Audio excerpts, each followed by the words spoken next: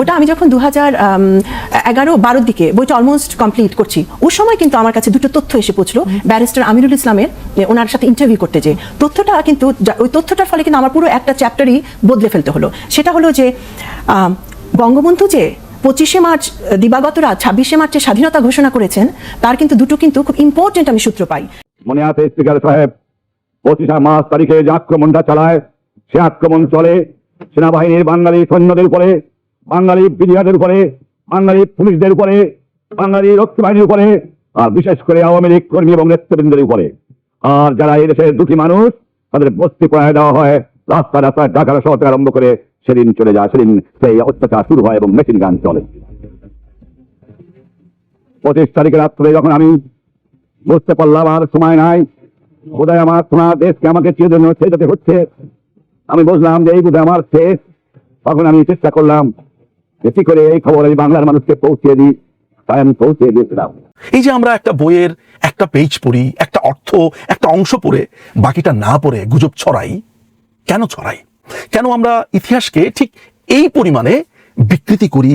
কেন আমরা ইতিহাসের সাথে এই প্রতারণাটুকু করি? আমাকে কেউ বলতে পারবেন? কজন বুকে হাত দিয়ে বলতে পারবেন যে শারমিন আহমদের এই নেতা ও পিতার 448 নম্বর পেজ পর্যন্ত পুরোটা আপনি ভালো করে পড়েছেন? কতজন মানুষ?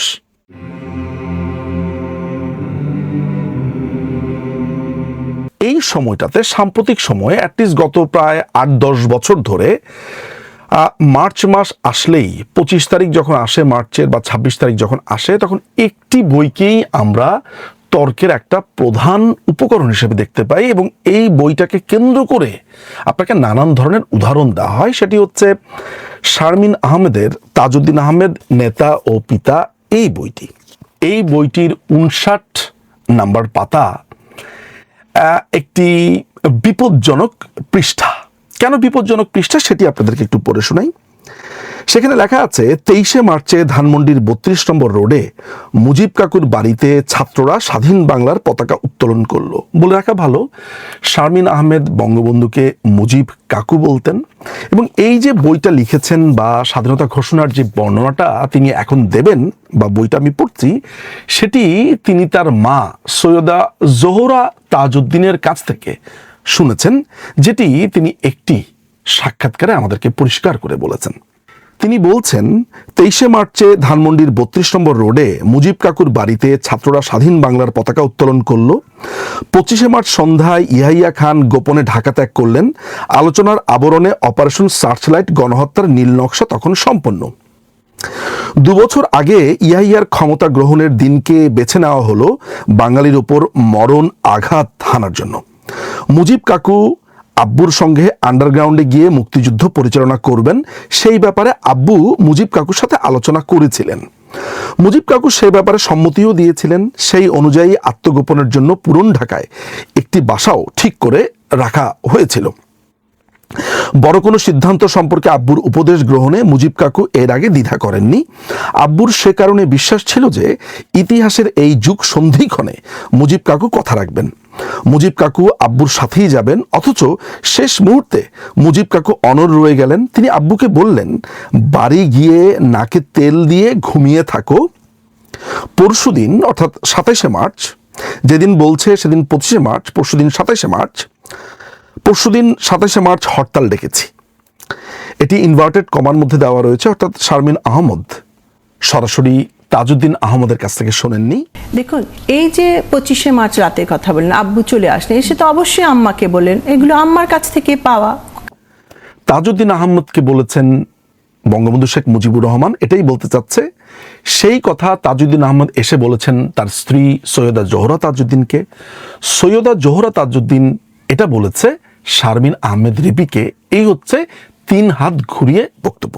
আপনারা শুনলে অবাক হবেন যে এই যে অংশটুকু আমি পড়লাম, এই অংশটুকু নিয়ে জামাতি যারা আছে, জামাত শিবির বা আওয়ামী লীগ যেই এনটি পার্টি আছে, বা আমি শুধু জামাত শিবির কেন বলবো, প্রচুর বুদ্ধিজীবীকে, বঙ্গবন্ধুকে দু চোখে দেখতে পারে না, আওয়ামী লীগকে দু চোখে দেখতে পারে না, এমন অনেক মানুষকে দেখেছি শুধুমাত্র এই বইটাকে কোট করছে।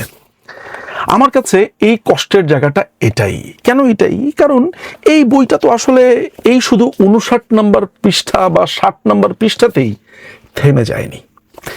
এই বইটি অন্ততপক্ষে এই বইটির পেজ বলছে, আমি যদি শেষের কয়টা পেজ নাম্বারিং নেই, এগুলোর বলা নেই, 448 পাতা পর্যন্ত দেখি, ছবি অ্যালবামের আগ পর্যন্ত, তাহলে এই বইটি 448টি পেজের। আমি জানি না যে যতগুলো মানুষ এই প্রপাগান্ডা ছড়ায় এই বইকে কেন্দ্র করে, তারা কতটুকু অনেস্টলি বলতে পারবে যে এই 448 নম্বর পেজের প্রত্যেকটা পেজ আমি পড়েছি, প্রত্যেকটা ঘটনা আমি নিজের ভেতরে নিয়েছি, তারপর আমি বিশ্লেষণ করেছি। দুঃখজনক হলেও সত্যি যে তাদের সমস্ত আর্গুমেন্ট শুধু ওই একটি পেজকেই ঘিরে আবর্তিত হতে থাকে। সেটি হচ্ছে এই বইটির 59 নাম্বার পৃষ্ঠা, যেখানে বলা হয়েছে যে নাকে তেল দিয়ে ঘুমাও, 27 তারিখে হরতাল ডেকেছি। আমাকে যে কত মানুষ মানে এনটি আওয়ামী লীগের যারা রয়েছেন, কত মানুষ ইনবক্সে এই পাতাটির কপি পাঠিয়েছেন সেটি বলার অপেক্ষা রাখে না। বিশেষ করে এখনকার প্রজন্মের যারা আছে, মুক্তিযুদ্ধের পরে 3-4টা প্রজন্ম এসেছে, 5 নম্বর প্রজন্ম হয়তোবা চলছে, এই প্রজন্মের ছেলেপেলেরা যখন আমাকে এই বইয়ের এই পেজটা পাঠায়, আমার জন্য কষ্ট হয়। শারমিন আহমেদ নিজেই এই পুরো ব্যাপারটা এই বইতে ক্লিয়ার করেছেন। অর্থাৎ তিনি যে এই গল্পটা বলেছেন, তিনি আসলে এই গল্পটার পরের কাহিনী এই গল্পটা লেখার সময় জানতেন না। তিনি নিজেই 71 টেলিভিশনকে দেওয়া একটি সাক্ষাৎকারে বলেছেন যে আমি যখন ব্যারিস্টার আমিরুল ইসলাম এবং হাজী গোলাম মোর্শেদের সাক্ষাৎকার নিলাম, তখন আমি বিস্ময়ভূত হয়ে গেলাম যে আমি অনেক কিছুই জানতাম না, এবং শুধুমাত্র তাদের ওই দুজনের সাক্ষাৎকার নেওয়ার কারণে আমাকে নতুন করে আরেকটি চ্যাপ্টার বা আরো নতুনভাবে এই বইটি লিখতে হলো। কিন্তু শারমিন আহমেদ একটা চালাকির আশ্রয় সেখানে নিয়েছেন, বলছি সে কথা। এখন আমি আসছি যে ব্যারিস্টার আমিরুল ইসলাম এবং হাজী গোলাম মোর্শেদের সাক্ষাৎকার এই বইয়ের কত নম্বর পৃষ্ঠাতে আছে সেটাও আমরা দেখব। এখানে আমরা দেখতে পাচ্ছি যে ব্যারিস্টার আমিরুল ইসলামের সাক্ষাৎকার রয়েছে 263 নম্বর পাতাতে। আমরা দেখতে পাচ্ছি যে হাজী গোলাম মোর্শেদের সাক্ষাৎকার রয়েছে 274 নম্বর পাতাতে। এবং আরেকটি গুরুত্বপূর্ণ ক্যারেক্টার, আর সেটি হচ্ছে AKM নুরুল হক, তিনি বেঁচে নেই, তার স্ত্রীর সাক্ষাৎকার নেওয়া হয়েছে 301 নম্বর পাতাতে, সেটি বিধৃত রয়েছে।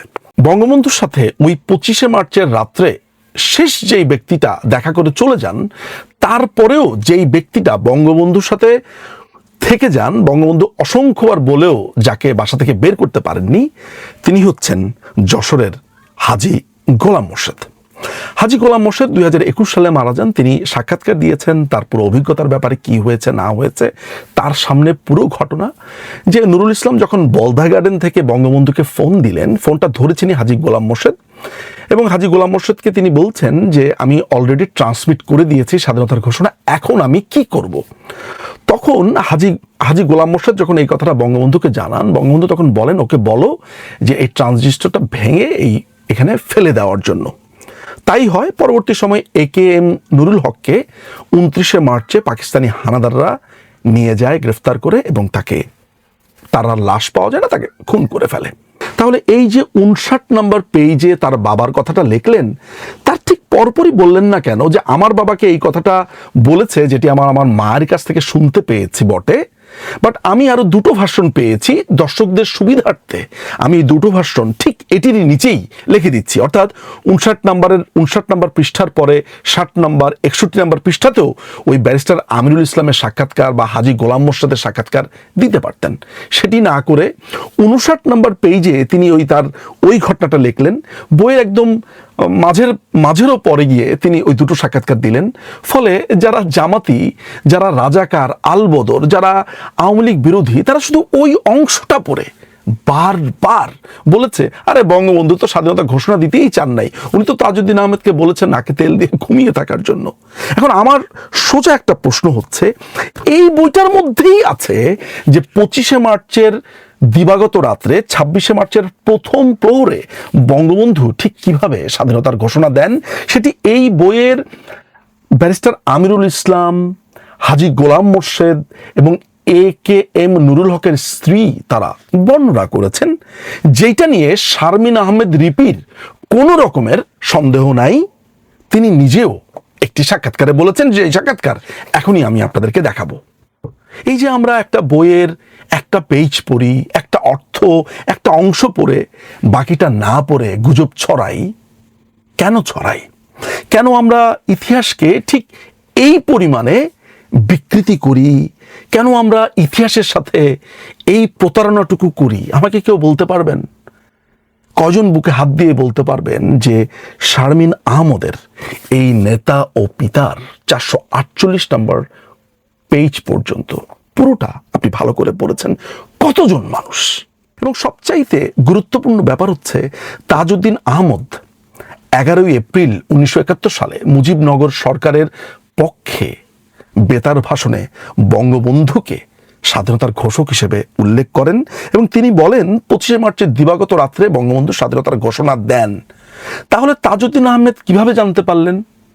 এই কথাটাও শারমিন আহমেদ কখনো তার উত্তর দেয়নি, কারণ স্বাধীনতার দলিলপত্র তার আসলে পড়া হয়নি।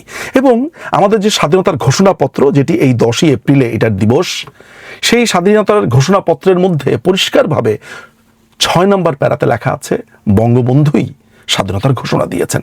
তাহলে সে মুজিবনগর সরকার কিভাবে জানলেন? তারপরে তাজউদ্দিন আহমেদ কিভাবে জানলেন? কিন্তু শারমিন আহমদ সেই কথাগুলো বলেনি। চলুন আমরা শারমিন আহমেদের নিজের ভাষ্যটা এই ব্যাপারে শুনে আসব। অনেক ধন্যবাদ। তো আপনার বইয়ের ভাষা যেটা হলো যে তিনি আব্বুকে বললেন বাড়ি গিয়ে নাকে তেল দিয়ে ঘুমিয়ে থাকো, পরশুদিন হরতাল ডেকেছি, পূর্ব পরিকল্পনা অনুযায়ী আব্বু স্বাধীনতার ঘোষণা লিখে নিয়ে এসেছিলেন, টেপ রেকর্ডার নিয়ে এসেছিলেন, টেপে বিবৃতি দিতে বা স্বাধীনতার ঘোষণায় স্বাক্ষর প্রদানে মুজিব কাকু অস্বীকৃতি জানান। এরপরে আপনি সেই চ্যাপ্টারের একটা বড় অংশ ব্যয় করেছেন যে তাজউদ্দিন আহমেদ এই বিষয়টি নিয়ে কত ক্ষুব্ধ হয়েছেন, কত দুঃখিত হয়েছেন এবং সেই ব্যাপারে কত প্রশ্ন ওনার মনে এসেছে। কিন্তু আপনার বই আপনি ব্যারিস্টার আমিরুল ইসলামের যে সাক্ষাৎকার দিলেন সেখানে তো আমরা একটা ভিন্ন চিত্র দেখতে পাচ্ছি। আপনি মনে করছেন না যে আপনি সাক্ষাৎকার নিয়েছেন বইয়ের তথ্য দেওয়ার জন্য, কিন্তু আপনি অনেক বেশি সেখান থেকে কিছু সিদ্ধান্তে পৌঁছে গেলেন তার পক্ষে আপনার তথ্যটা কোথায়? ওটা আমি যখন 2011-12 দিকে বইটা অলমোস্ট কমপ্লিট করছি, ওই সময় কিন্তু আমার কাছে দুটো তথ্য এসে পৌঁছলো ব্যারিস্টার আমিরুল ইসলামের ওনার সাথে ইন্টারভিউ করতে, যে তথ্যটা কিন্তু ওই তথ্যটার ফলে কিন্তু আমার পুরো একটা চ্যাপ্টারই বদলে ফেলতে হলো।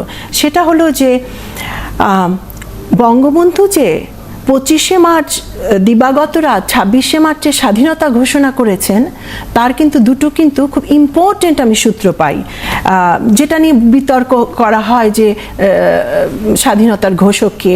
নো, এটা থেকে বোঝা যাচ্ছে উনি কিন্তু একটা বিকল্প, উনি তাজউদ্দিন আহমেদ দলকে স্বাধীনতা ঘোষণাটা দিয়ে যাননি, উনি তাজউদ্দিন আহমেদকে রিফিউজও করেছেন স্বাধীনতা ঘোষণা দিতে।